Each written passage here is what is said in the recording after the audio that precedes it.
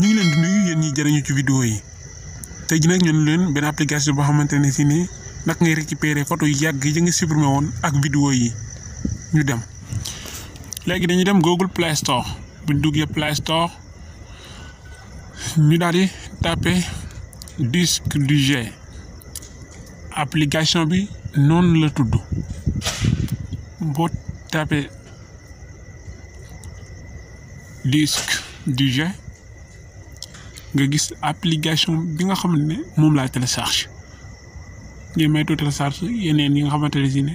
normalul wala day xaw compliqué pour nga régler ko bi nag dafa yomb lool application moo nekk noonu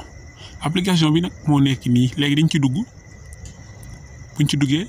ñu xool naka lañ koy utiliser wala régler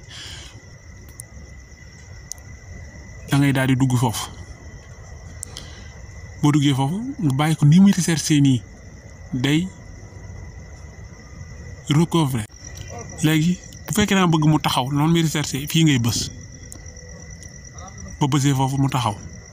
boo duggee fii nii tamit flèche bi ne moom it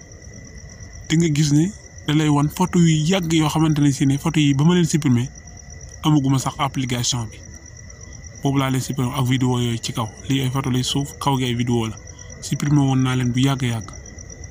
bu la neexee nag mën nga koo récupérer waat mu demaat si galerie bi léegi dama koy bàyyi mu recherche nga gis nan la koy téye foofu ngay bës ba bëggee mu recherche gis ne mi ngi ëmb maanaam mi ngi lay protéger sa photo yeeg vidéo yi nekk ci biir téléphone bi yëpp moom lay protéger noonu bu fekkee ne seetaan nga ko mu recherche ni moom leer na la vidéo yeeg yëpp gis nga ko fii nii da nga marito appuyer benn pour supprimer ko même boo ko supprimer sax mën nga ko récupérer waat bu la neexee nga essayer léegi bu liyee ba pare bu recharger neenu ba pare nga dugg réglage nga régler heure bi ak ñaata ci ay photo maanaam tolluwaayu ci lim lay protéger nga régler waale ko bu la neexee